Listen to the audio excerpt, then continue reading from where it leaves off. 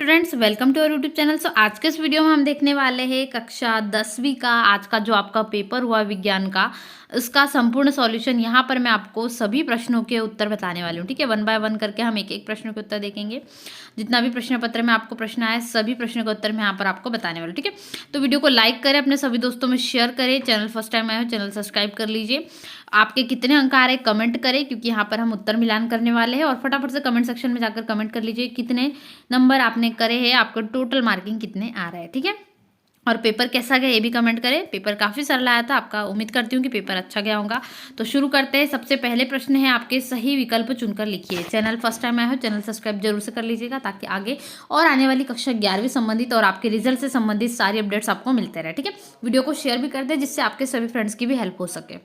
अगला प्रश्न है, पहला प्रश्न है आपका, सही विकल्प चुनकर लिखिए। कैल्शियम ऑक्साइड जिसको हम CaO2 की जल के साथ यानी H2O के साथ अभिक्रिया किस प्रकार की अभिक्रिया होती है? तो ये जो अभिक्रिया होती है ये होती है ऊष्माक्षेपी। ठीक है, क्योंकि H2O दो पार्टों में टूटता है, फिर एक COH का होल्टॉइस बचता है। ठीक है, यहाँ पर एक H बचेगा आपका, मतलब हाइड्रोजन गैस बचती है बस। और यहाँ पर आपको देख लेना। ठीक है, तो बैलेंस कर सकते हैं, समीकरण को बैलेंस करना होता है दोनों को। तो ये जो अभिक्रिया होती है आपका राइट आंसर क्या हो जाएगा? ऊष्माक्षेपी अभिक्रिया ये होती है। ठीक है, आपको समीकरण नहीं पूछा है, ऊष्माक्षेपी कौन सी अभिक्रिया सिर्फ इतना पूछा था।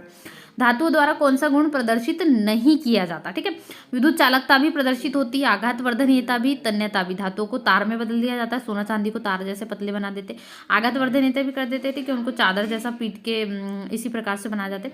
भंगुरता यानी उनके टुकड़े, तो ये अधातु में गुण होता है। ठीक है, तो आंसर राइट आपका कौन सा है? भंगुरता, जो कि इसमें धातुओं में नहीं पाया जाता। ठीक है, भंगुरता राइट आंसर है। इसके बाद बढ़ते हैं, श्वसन की प्रक्रिया होती है, अवशोषण, अपचयन, उत्सर्जन। तो श्वसन एक उत्सर्जन प्रक्रिया होती है। ठीक है, यहाँ पर आपका राइट आंसर है उत्सर्जन। अगला प्रश्न क्या है? अमीबा में किस विधि के द्वारा जनन होता है? तो विभाजन द्विविभाजन द्विखंडन जिसको कहते हैं उसके द्वारा अमीबा में अलैंगिक जनन होता है। ठीक है, तो द्विखंडन सही आंसर है, ऑप्शन नंबर स। इसके बाद अगला प्रश्न क्या है? समतल दर्पण की फोकस दूरी होती है, कितनी होती है? समतल दर्पण की फोकस दूरी अनंत होती है। और इसके अलावा यदि आप ये आंसर की PDF डाउनलोड करना चाहते हैं, गूगल पर सर्च करना है airfindia.com, डिस्क्रिप्शन बॉक्स में भी लिंक मिल जाएंगी, जरूर से देख लीजिएगा। प्रतिरोध का मात्रक होता है, प्रतिरोध का मात्रक क्या होता है? ओम। ठीक है, राइट आंसर क्या है? ओम।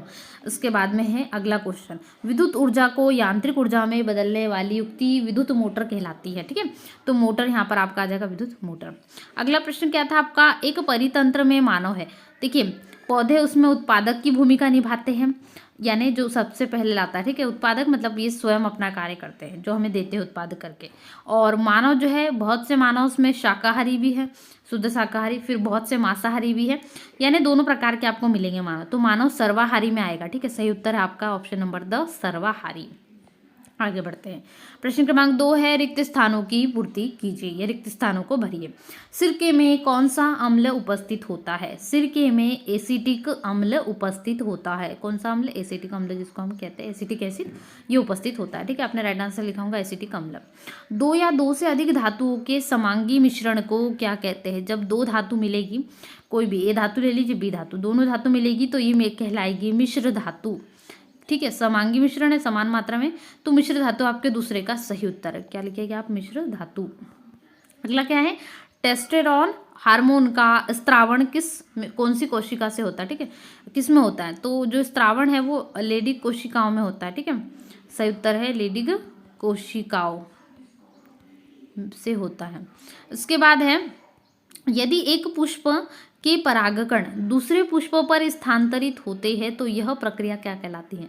एक पुष्प है, उसके परागकण दूसरे पुष्प पर यदि आ जाए, स्थानांतरित हो जाए, तो यह प्रक्रिया पर परागण कहलाती है। ठीक है, पर परागण मतलब दूसरे गैस पर स्थानांतरित होना, ये पर परागण पौधों में कहलाती है। ठीक है, राइट उत्तर है पर परागण। उसके बाद आगे बढ़ते हैं।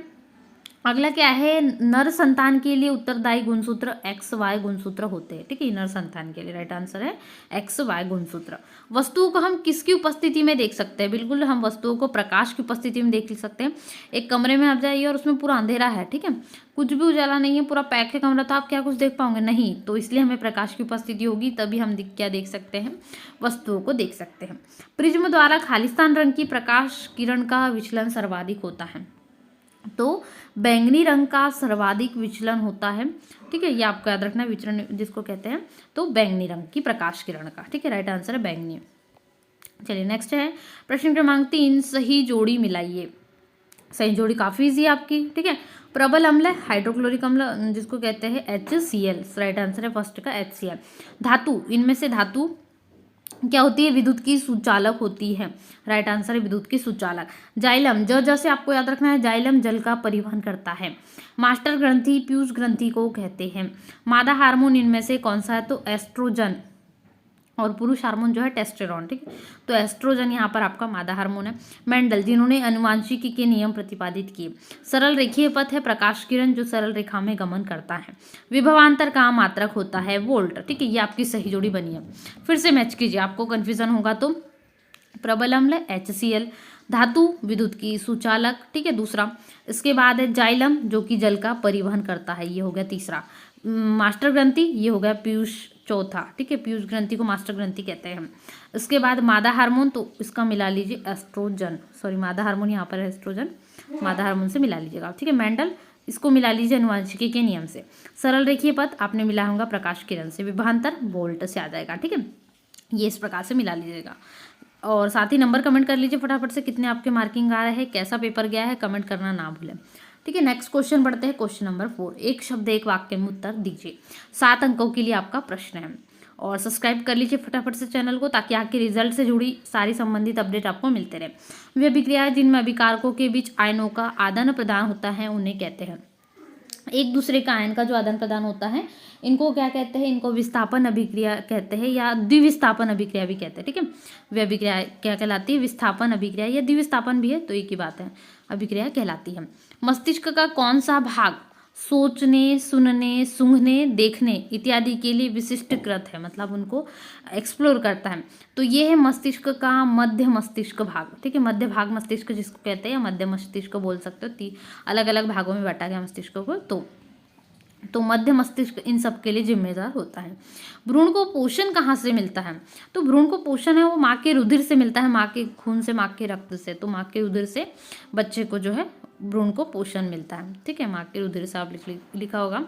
इसके बाद क्या है, जिस लेंस की फोकस दूरी 1 मीटर हो उसकी क्षमता कितनी होगी, तो उसकी क्षमता 1 डायोप्टर, 1D आपने लिखा होगा, या 1 डायोप्टर पूरा फुल में लिखा होगा, ठीक है, इस प्रकार से डायोप्टर, 1 डायोप्टर राइट आंसर आपका। 1D या 1 डायोप्टर पूरा भी लिखा होगा तो ये बराबर होता है, राइट आंसर है 1D। आगे बढ़ते हैं, नेक्स्ट क्वेश्चन क्या है, क्या कारण है कि खतरे के संकेत या सिग्नल का प्रकाश लाल रंग का ही होता है।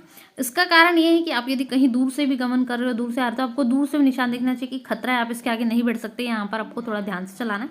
तो ये खतरे का निशान ये आपको सुरक्षा के लिए होता है, ये इसलिए होता है ताकि ये दूर से भी दिख जाए। ये दूर से इसलिए दिखता है क्योंकि इसकी तरंग धैर्य सबसे ज़्यादा होती है, सही उत्तर आपने लिखा होगा, क्योंकि इसकी तरंग धैर्य सर्वाधिक होती है, इस कारण जो है इसका रंग लाल रंग रखा जाता है सिग्नल का, ठीक है।